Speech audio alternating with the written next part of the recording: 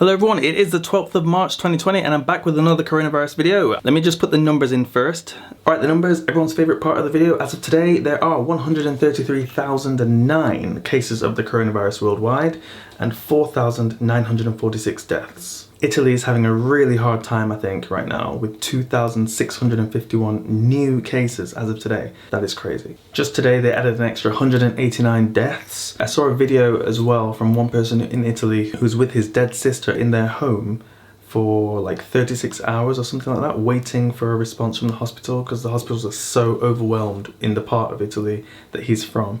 I can imagine that because it's probably the same like what was happening in Wuhan at the time. With Italy's example, the rest of Europe, the rest of the Western world should take note and realize that this is not a joke. Iran is second in the list with 1,075 new cases, followed by Spain with 782, slightly ahead of Germany with 536 new cases. Spain and Germany are second and third in Europe right now. Spain has a total of 3,059 cases, Germany has 2,502 cases. I'm seeing a pattern here. And the UK right now is on 590 cases with an extra 130 cases added today. I know everyone's saying it won't come to them, it won't happen to them, but look around what's happening, look around the world. It's coming. One of the prominent doctors in China has now said that in China, the epidemic could go on until June, which means that me, Hillary and Oscar could be still confined to our apartments until June. Like I said, we are on a quarantine. We're free to go outside, but it's like you need a pass to go out. Not everywhere is open, like shopping malls are not open, supermarkets are open. But it's like when you go out, what's the point of going out? Nothing's fully operational and the risk of getting an infection is, it's just too high, so we're gonna be stuck. Alright, that's all for now, back to the video. Alright, so now let's go on to today's stories that I've scoured and scraped from the internet. Okay, so first off, I read somewhere and I completely lost it, so this could be fake, it could be fake news. Warning, it could be fake news, or a rumour, or I made it up in my head, or I'm wishing, I'm hoping. Anyway, I heard, or I read, I'm not sure, that someone in the WHO team has been infected by the coronavirus. Wishful thinking, or I don't know. But maybe that's a thing. Maybe that's a thing. I just feel like if you're working in the WHO right now, you deserve to be the role model and get infected and show us all how it's really done, how slow you can be, and how long you can survive with the virus. You deserve this because, you know, telling the world it's a pandemic yesterday after everyone knew it was a pandemic from a month ago is just ridiculous. So let's see the survival rate of the WHO team if they get infected with the coronavirus, huh? Anyway, that could be fake news. I'm not sure where I saw that, or if I saw that. Tom Hanks and his wife are infected with the coronavirus. That's sad news, but you know, as it spreads around the world and no one cares about it, that's gonna happen. We're gonna find out that a lot of celebrities and politicians in really high places are gonna get infected because it seems like no one really cares about it. Sure, it's making the news and people are panic buying, but still, not seeing the policies, it doesn't seem like the governments care. So I guess just let everyone get infected and we'll see.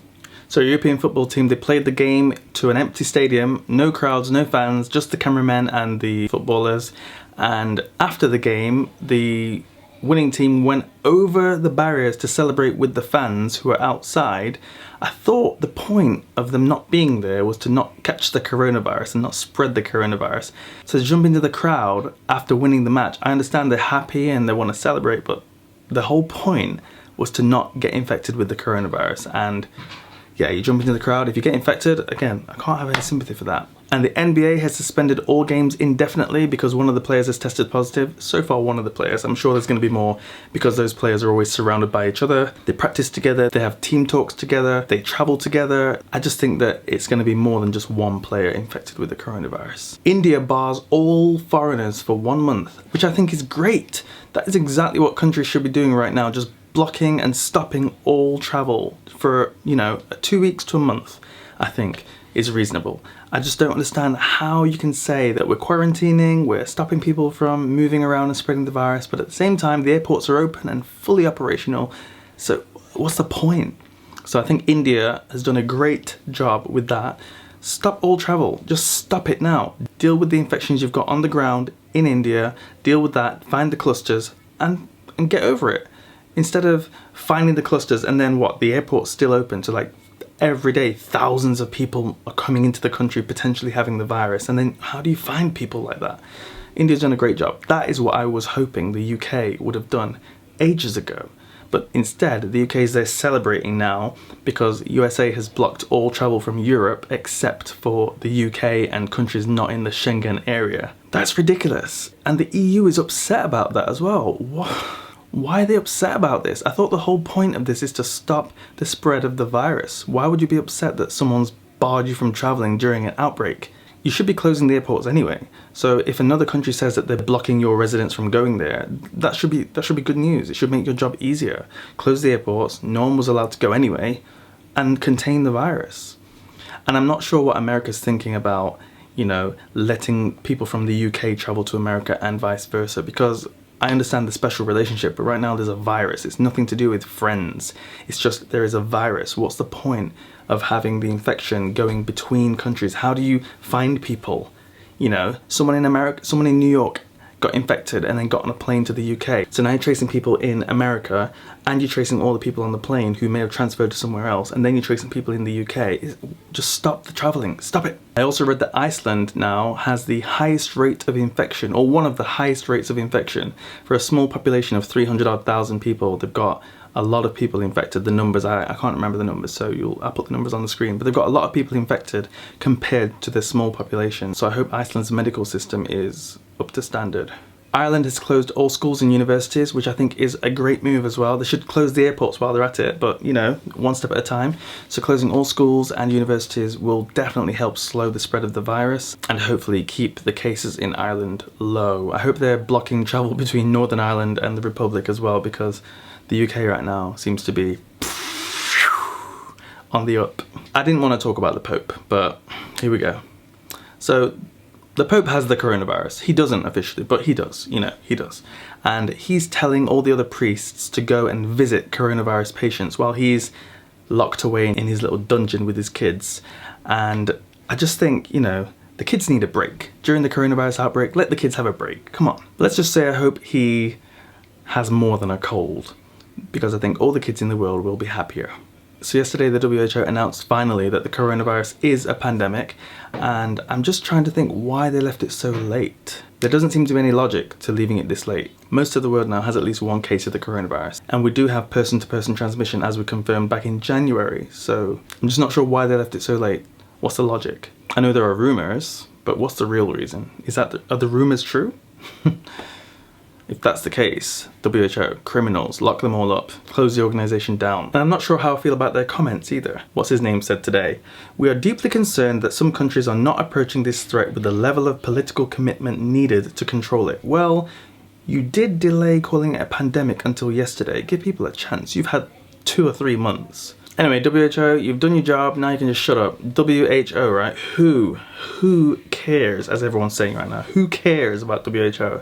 I hope there's a proper investigation about WHO after this. I hope all the countries, separate from WHO, just the governments, just make that decision to just forget about the WHO. So annoying thinking that all the countries were waiting for the WHO to call it a pandemic before they did anything, and now they're just starting to do something, and the WHO is there saying, how come you're waiting so long? All right, and finally, just a message to those people who feel that the coronavirus isn't anything to worry about. Fine, the statistics show that it does affect mostly older people with underlying health conditions, and the news keeps on making sure that you're reminded of that. Someone who's 70 with underlying health conditions passed away.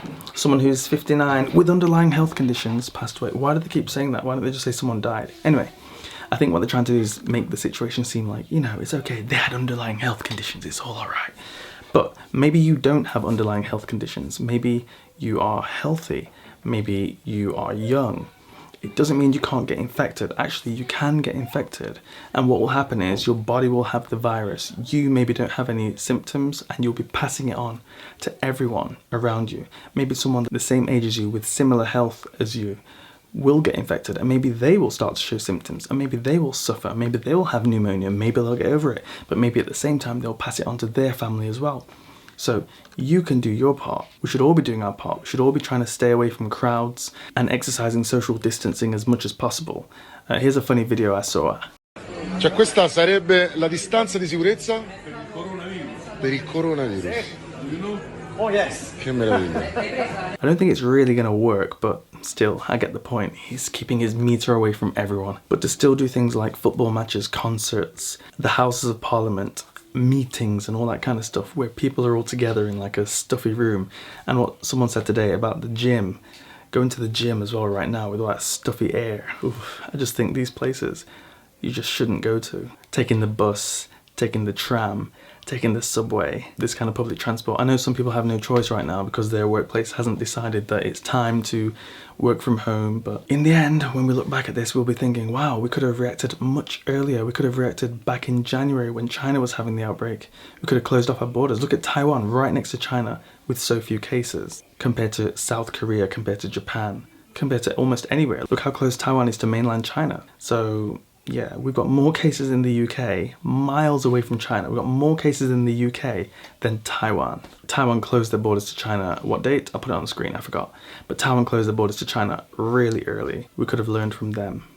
Anyway, that's all for today. I'm gonna leave it there because I feel like pulling my little bits of hair that I have, I feel like pulling it out because I'm just watching the news and every day they're saying, oh, it looks like we're not containing it very well. Oh, washing your hands doesn't seem to be working. Ooh, we know that doesn't work. Oh dear. Okay, I'm done. Officially done. I'm fine. I'm just at home, a little bit bored, you know, that's why I'm sitting here watching the news and just like, oh my God. Every day I'm like, why are they doing that? Why are they doing that? But I'm fine. I'm just gonna stay at home for as long as possible, wait for this thing to calm down, wait for China to start freeing everybody because we're still kind of on quarantine lockdown and schools haven't started yet. So I'm watching when the schools start as my sort of marker as to how confident China is about this thing. So we'll see. What are you doing? Oh, shit. Fans.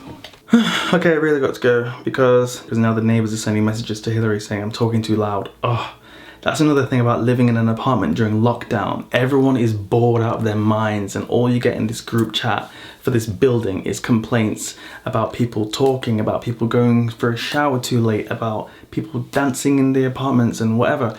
Just people are going crazy and just complaining about everything in a group chat for everyone to see. Anyway, that's nothing to do with the coronavirus, so I'm just gonna leave it there. I'll see you tomorrow. Bye bye.